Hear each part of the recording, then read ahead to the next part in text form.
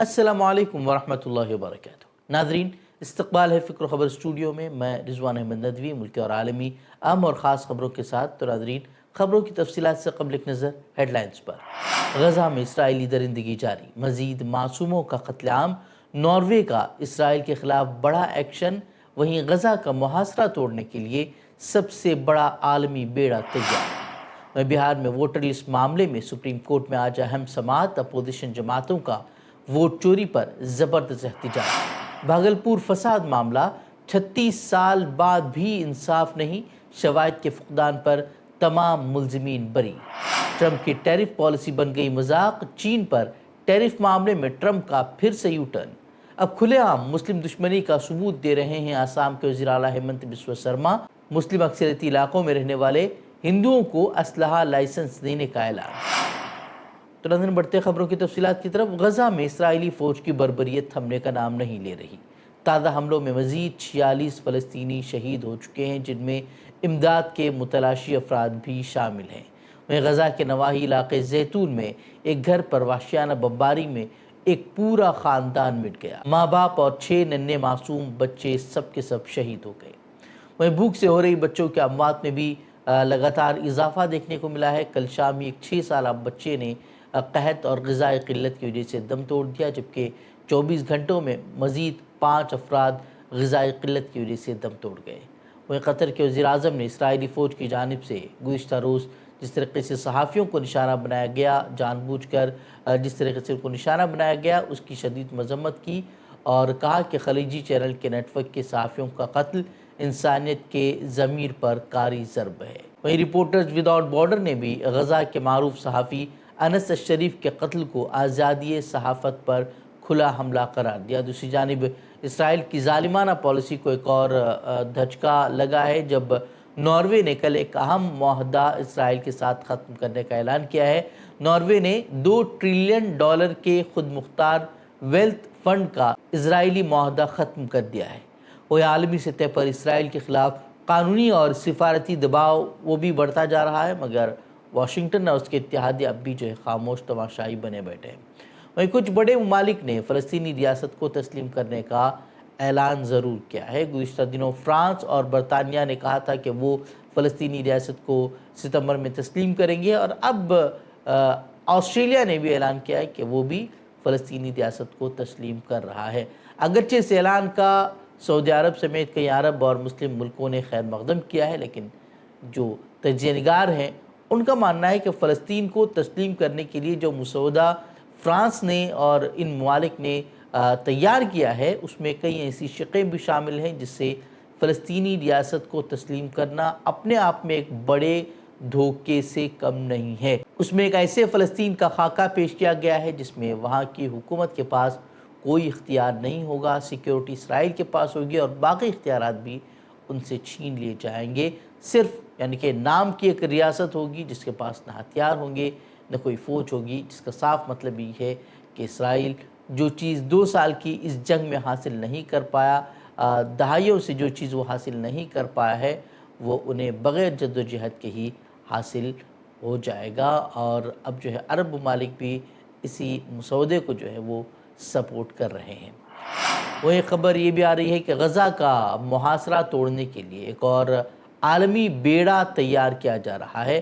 معروف سویڈش سماجی کارکن اور فلسطینی عوام کی بے باک حامی گریٹا تھنبرگ نے اعلان کیا ہے کہ وہ اس ماہ کے آخر میں غزہ کا ظالمانہ محاصرہ توڑنے کے لیے نکلنے والے سب سے بڑے عالمی بیڑے کا حصہ بنیں گی۔ گریٹا کے مطابق اس بار دنیا کے 44 ممالک سے درجنوں جہاز سمندر کا سینہ چیرتے ہوئے اس غیر انسانی گھیراؤ کو توڑنے نکلیں گے۔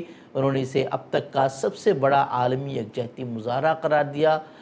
بتا دیں کہ 31 اگست کو یہ بیڑا اسپین سے روانہ ہوگا اور 4 ستمبر کو تیونس سمیت دیگر ممالک کے جہاز بھی اس قافلے میں شامل ہو جائیں گے۔ تو یہ تھی غزہ کے تعلق سے مختصراً خبریں۔ اب بڑھتے ہیں ملک کی خبروں کی طرف۔ تعصب کا ایک اور مظاہرہ پیش کرتے ہوئے آسام کے وزیر اعلیٰ ہیمنت بسوا سرما نے اعتراف کیا ہے کہ ریاست میں جاری زمین خالی کرانے کی کارروائیاں دراصل میاں مسلم کہلانے والے بنگالی بولنے والے مسلمانوں کو نشانہ بنانے کے لیے ہیں۔ اس کے ساتھ ہی انہوں نے یہ اعلان بھی کیا ہے کہ مسلم اکثریتی علاقوں میں رہنے والے ہندوؤں کو اسلحہ لائسنس دیا جائے گا۔ ان کا کہنا ہے کہ کچھ اضلاع میں کچھ گاؤں ایسے ہیں جہاں پر 30,000 افراد ہیں اور ان میں سے صرف 100 افراد جو ہے وہ ہندو رہتے ہیں، اور ایسے حالات میں ہندو خاندان اگر قانونی طور پر اسلحہ لائسنس لینا چاہیں تو حکومت ان کی مکمل مدد کرے گی۔ یہ وہی فرقہ وارانہ اصطلاح ہے جو برسوں سے بی جے پی اور اس کی ہندوتو مشنری مسلمانوں کو غیر قانونی اور ملک دشمن ثابت کرنے کے لیے استعمال کرتی آ رہی ہے۔ سربراہ حکومت نے زمین خالی کرانے کی جو مہم ہے اس پر میڈیا سے گفتگو کرتے ہوئے یہاں تک کہا کہ یہ لوگ، یعنی کہ ان کا اشارہ مسلمانوں کی طرف تھا، جنگلات، چراگاہ اور دیہات پر قبضہ کر رہے ہیں، جبکہ قبائلی برادریوں کو زمین کے حقوق مل سکتے ہیں لیکن غیر قبائلی یعنی کہ مسلمانوں کو کوئی فائدہ نہیں دیا جائے گا، یعنی کہ ان کو وہاں سے ہٹایا جائے گا، انہیں رہنے کا حق نہیں دیا جائے گا۔ یہ اعلان صرف متعصب ہی نہیں بلکہ کھلے عام امتیازی قانون سازی کا اقرار بھی ہے۔ یہ بیان ایسے وقت میں سامنے آ رہا ہے جب ریاستی اسمبلی انتخابات قریب ہیں اور آل انڈیا یونائٹڈ ڈیموکریٹک فرنٹ نے حکومت پر الزام لگایا ہے کہ وہ بنگالی بولنے والے مسلمانوں کو غیر قانونی طور پر نشانہ بنا رہی ہے۔ جولائی میں کئی ایسے خاندانوں کو بے گھر کر دیا گیا جن کی نسلیں وہاں دہائیوں سے آباد تھی۔ تقریباً 5,000 سے زائد خاندانوں کو بے گھر کر دیا گیا۔ وزیر اعلیٰ فخر سے بتا رہے ہیں کہ 2016 سے اب تک 1 لاکھ بیگھہ زمین خالی کرائی جا چکی ہے، مگر حقیقت یہی ہے کہ اس مہم کا اصل ہدف ایک مخصوص مسلم آبادی ہے۔ یہ وہی سیاست ہے جو نفرت، مذہبی تعصب اور ووٹ بینک کے کھیل پر مبنی ہے اور جس نے آسام کو ہم آہنگی کے بجائے تقسیم کی طرف دھکیل دیا۔ سپریم کورٹ میں آج بہار میں جاری ووٹر لسٹ نظر ثانی پروگرام یعنی کہ SIR کی آئینی حیثیت پر اہم سماعت ہونے جا رہی ہے۔ جسٹس سوریہ کانت اور جسٹس جوئے مالا باگچی کی بینچ فریقین کے دلائل سنیں گی۔ تنازع اس وقت شدت اختیار کر گیا جب ڈرافٹ لسٹ میں تقریباً 65 لاکھ ووٹروں کے نام حذف کر دیے گئے ہیں۔ اپوزیشن جماعتوں نے کئی طرح کے الزامات بھی لگائے ہیں کہ کس طریقے سے یہ جو لسٹ تیار کی گئی ہے اس میں تضادات پائے جا رہے ہیں۔ وہیں association for democratic reforms ADR نے بھی موقف اختیار کیا ہے کہ عمل شفافیت کے برعکس ہے اور لاکھوں شہریوں کے ووٹ کا حق متاثر ہو رہا ہے۔ دوسری جانب الیکشن کمیشن نے اپنے سپریم کورٹ کو دیے گئے حلف نامے میں کہا ہے کہ یہ عمل قانونی ہے اور حذف شدہ ووٹروں کی الگ فہرست جاری کرنے کا کوئی ضابطہ نہیں ہے۔ اپوزیشن الزام لگا رہی ہے کہ حکومت اور کمیشن کے گٹھ جوڑ سے مخالف ووٹ بینک کو نشانہ بنایا جا رہا ہے، اور ووٹ چوری معاملے میں بھی جو ہے الیکشن کمیشن کے رویے کی اگر بات کریں تو اپوزیشن اس کو لے کر سڑکوں پر اترنے کو مجبور ہو گئی ہے۔ کل زبردست احتجاج بھی کیا گیا، لیکن حیرت کی بات یہ ہے کہ الیکشن کمیشن اپوزیشن جماعتوں کو اطمینان بخش جواب دینے کے بجائے اب تک خاموش ہے، بلکہ اس کی طرف سے کسی بھی وضاحت کا نہ آنا اور جس طریقے سے وہ اس معاملے میں اس کا رویہ رہا ہے وہ شکوک و شبہات کو جو ہے مزید گہرا کر رہا ہے۔ بہرحال آج سپریم کورٹ میں سماعت ہوگی، دیکھنا ہوگا کہ آج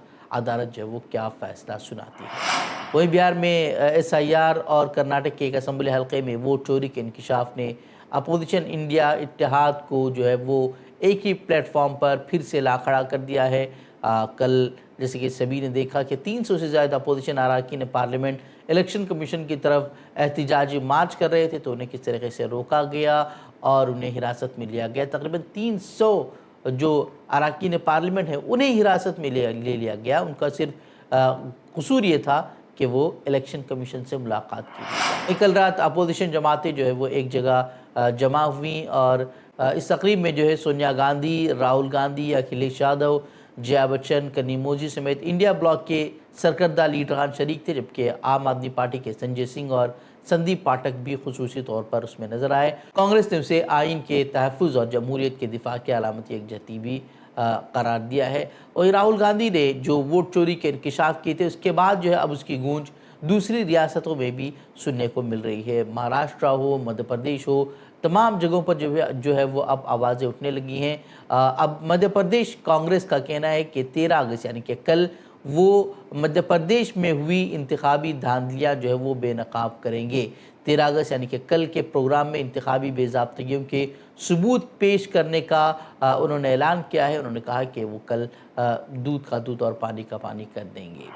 اور بہار کے باگلپور فساد کے بتوڑیا قتل عام کیس میں ضلع ایڈیشنل سیشن جج ज्योति कुमार कश्यप ने शवाहिद के फुकदान के बाइस जिंदा बचे तमाम 10 मुलजिमीन को बरी कर दिया है।